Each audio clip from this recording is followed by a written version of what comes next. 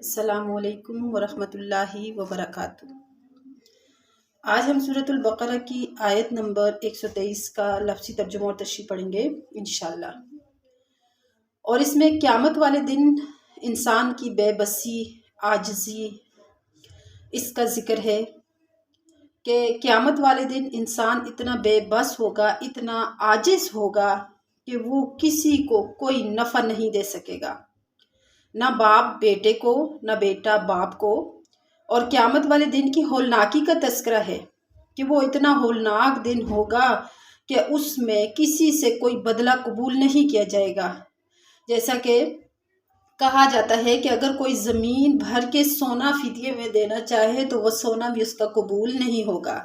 انسان اپنا سب کچھ کہے گا، یا اللہ تو میرا سب کچھ لے لے لیکن مجھے عذاب سے بچا لے۔ اس دن فرمایا وَلَا يُقْبَلُ مِنْهَا عَدْلٌ، اس دن نہیں قبول کیا جائے گا کوئی بدلہ، کوئی عدل نہیں قبول کیا جائے گا،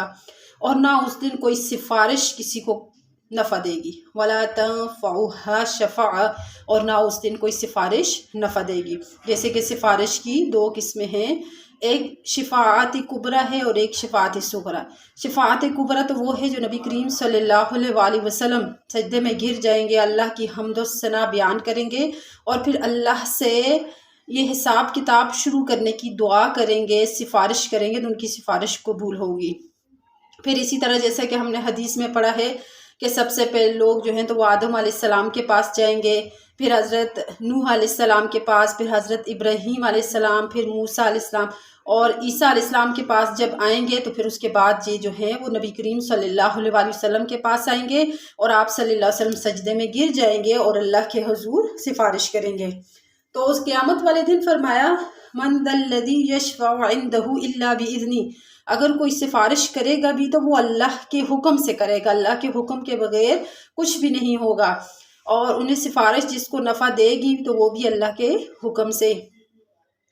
جیسے کہ اب اس کا ترجمہ کیا ہے، وَاتَّقُوا، اور تم ڈرو، وَاتَّقُوا،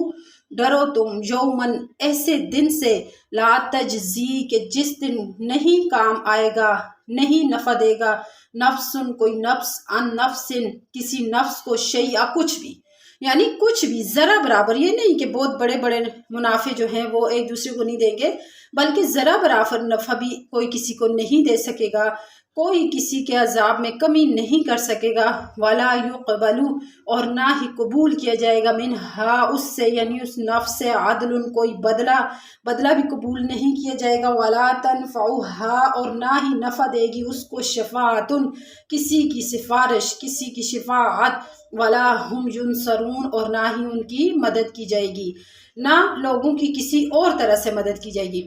نہ ان کو اس دن جیسے باپ بیٹے کو، بیٹا باپ کو، شوہر بیوی کو، بیوی شوہر کو، کوئی کسی کو نفع نہیں دے سکے گا، اور نہ ان سے کوئی بدلہ قبول کیا جائے گا کہ یا اللہ یہ چیز بدلے میں لے لو اور میرا عذاب کم کر دو، اور نہ ہی اس دن کسی کی سفارش کسی کو کچھ فائدہ دے گی، اور نہ ہی کسی اور طرح سے ان کی مدد کی جائے گی۔ اس دن صرف اپنے اعمال ہوں گے جو انسان کو کامیاب کریں گے۔ تو جب انسان قیامت کی ہولناکی کے بارے میں جانتا ہے تو تبھی وہ اس سے ڈرتا بھی ہے اور نیک اعمال بھی کرتا ہے۔ تو وہ حدیث اور وہ تمام جو قرآن مجید میں آتا ہے قیامت کی ہولناکی کے بارے میں، تو ضرور ان کو پڑھنا چاہیے، ان کا مطالعہ کرنا چاہیے کہ انسان کے دل میں خوف تب پیدا ہوگا کہ جب وہ قیامت کے دن کی سختی کو جانے گا کہ اس دن کی کیسی سختی ہوگی، اس دن کی گرمی کیسی ہوگی، سورج کتنا قریب ہوگا، اور اس دن کا پسینہ کیسا ہوگا کہ لوگ اس میں ڈوبے ہوئے ہوں گے، اور قیامت کے دن کتنے لمبے ہوں گے۔ تو یہ ساری چیزیں ہمیں جب پتہ چلیں گی تو تبھی ہمارے دل کے اندر قیامت کا خوف آئے گا، اور تبھی ہم قیامت سے ڈریں گے اور پھر ہم نیک اعمال کریں گے۔ تو اسی لیے میری آپ لوگوں سے ریکویسٹ ہے کہ وہ لیکچر جن میں قیامت کے بارے میں، قیامت کے دن کے بارے میں بتایا جاتا ہے وہ ضرور سنیں،